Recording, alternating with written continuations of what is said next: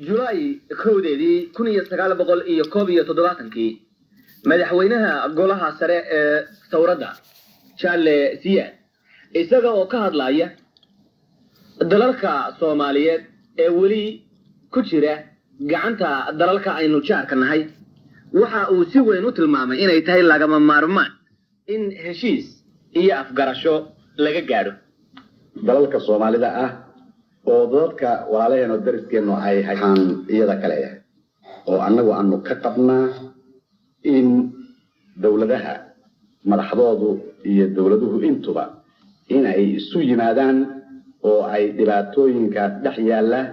oo isticmaalku ay dhaliyeen oo ay ula jeedeen inay naqaybiyaan annaga walaalahan iyo annaga intay naqaybiyaan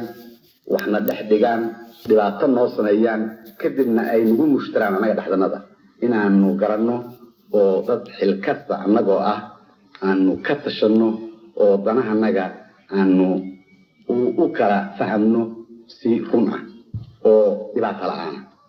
adduunka qoomkii kasta oo joogaaba madax bay leeyihiin haddii madaxdaasu ay wax daran ugu gudoomisana markii madaxdaasu ay tagto ay dhimato magac xumay ka tagaan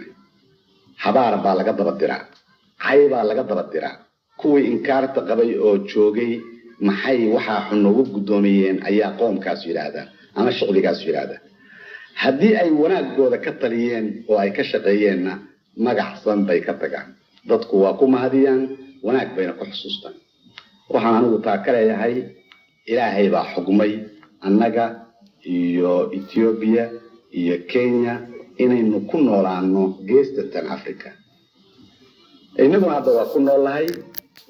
shak kuma jiro qoonka naga dambeeyana meesha ku noolaan doona marka wax tirtiri kara ma jiraan haddaba maxaa nala gudboon madaxda saddexda dawladood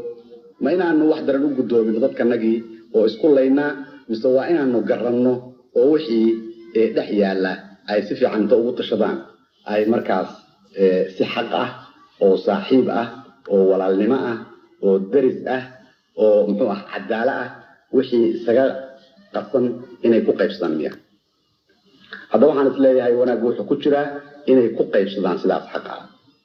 haddii aan French Somaliland ku imaado waxaan ka leeyahay annagu waxba kama qabno waana aan salaamaynaa saaxiibnimada iyo isu dhawaadka iyo safkaradka dadka degan dalkaas loo yaqaan Soomaaliya Franchise waxaan sunnaynahay isu dhawaadkaas iyo saaxiibnimada safkaradkaas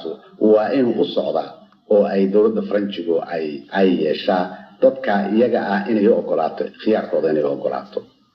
xornimadooda inay inuu siiyo saabaanu ku leenahay dawladda Franchiga annagu haddii waliba loo eego taariikhda dawladda Franchiska ah oo ka dhalatay dawladda revolutionary waligeed ba ahayd oo xoreysay Afrika oo idil oo ay kaga hartay Soomaaliya Franchise